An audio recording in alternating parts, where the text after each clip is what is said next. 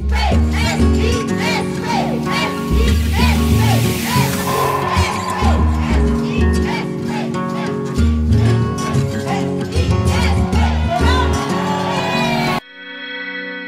service public, c'est des gens qui ont choisi de soigner, d'éduquer, de s'assurer de notre sécurité routière, de nous délivrer des certificats de naissance, etc. Donc, cette fonction publique-là, ce sont des citoyennes et des citoyens qui ont choisi de servir la société québécoise. On a choisi de le faire en front commun, donc ça, c'est historique. Depuis 1972, on n'a pas vu ça, une telle force syndicale qui s'unit.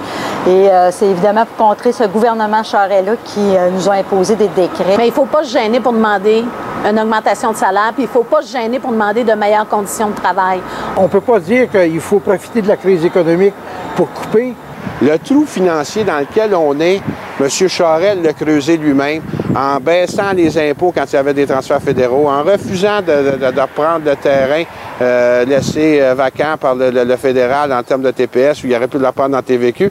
C'est 5 milliards de revenus en moins que ce gouvernement-là. C'est privé. Les employés de l'État se sont souvent serré la ceinture. On a beaucoup de rattrapage à faire au niveau des conditions de travail. Les gouvernements ont fait preuve de laxisme, ont laissé se dégrader les conditions de travail, les conditions d'exercice de nos professions. Donc maintenant, il faut revaloriser nos professions.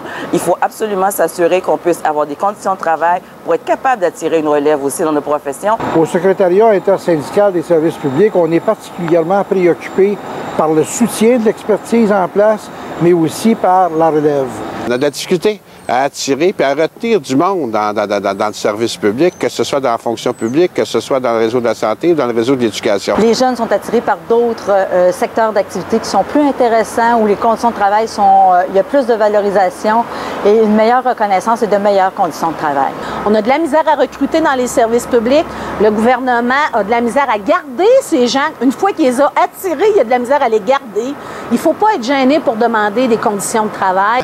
Des conditions de qualité pour un service de qualité.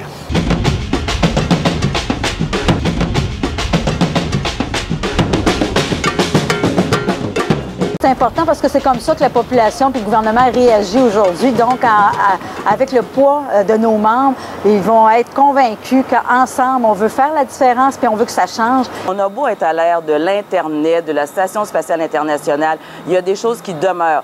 Entre autres, l'union fait la force. Alors, on est unis et c'est comme ça qu'on va être capable d'avoir l'espoir d'améliorer nos conditions de travail et de faire face au gouvernement Charest. On veut avoir de vraies négociations, donc on ne veut pas être soumis à l'arbitraire ou aux abus législatifs. On veut le contact direct avec nos membres, on veut les voir, on veut les entendre, on veut que ce soit tout le monde ensemble, mobilisé et uni. Au niveau de la population, quand on regarde les sondages, on voit que la population tient à des services publics de qualité. Là aussi, je veux dire, c'est une autre note d'espoir, notre rapport d'influence est bon.